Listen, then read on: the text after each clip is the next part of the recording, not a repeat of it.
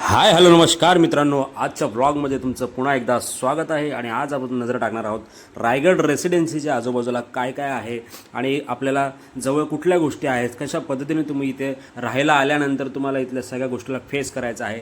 तर मित्रांनो, तुम्ही बघू शकता की आपण आता या ठिकाणी नावडेच्या ब्रिजवर आपण उभे आहोत. तर आता आपण उभे आहोत या ठिकाणी रायगड रेसिडेन्सी म्हणजेच नावडे आणि तळोजाच्या मधोमध आणि शिळफाटा जुना मुंबई पुणे हायवे याच्या लगतच ही बिल्डिंग उभी आहे. तर तुम्ही बघू शकता की पुढे इथे तुम्हाला पिरॅमिड टाईप दिसतंय. तर मित्रांनो, ही आहे तळोजा MIDC आणि जवळपास या ठिकाणावरून मला असं वाटतं की 1.5 ते 2 किलोमीटर अंतर असेल पुढे.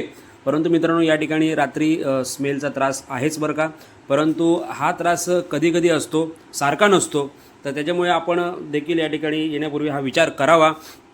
दुसरी गोष्ट मित्रांनो, आता आपण निघालेलो आहोत थेट नावडे ब्रिजवरून खाली उतरून तळोजा फेस 1 फेस 2 दिशेने, म्हणजेच आपण आता या हायवेवरती आहे. तुम्ही बघू शकता की राईट साईडला हे तुमची बिल्डिंग अगदी थाटामध्ये उभी आहे.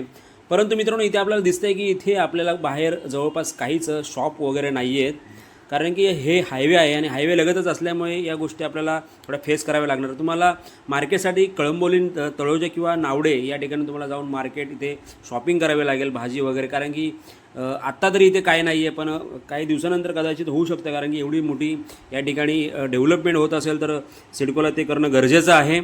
तर मित्रांनो, आता आपण बघू शकतो की तुम्ही या ठिकाणी डाव्या बाजूला तुम्हाला या ठिकाणी फिश मार्केट अगदी जवळ आहे, कारण की फिश मार्केट हे फेमस आहे तळोजाचं. ते पूर्वी समोर तळोजा गावाच्या समोर होतं, परंतु तिथे ट्रॅफिकचा त्रास होत असल्यामुळे ते शिफ्ट झालेलं आहे. इथे जवळच आहे, तुमच्या रायगड रेसिडेन्सीच्या समोरच आहे. इथे बरीच गर्दी असते रविवारी, शनिवारी, शुक्रवारी, बुधवारी, असं आहे फिश मार्केट. आणि आता आपण बघूया पुढे जाऊन.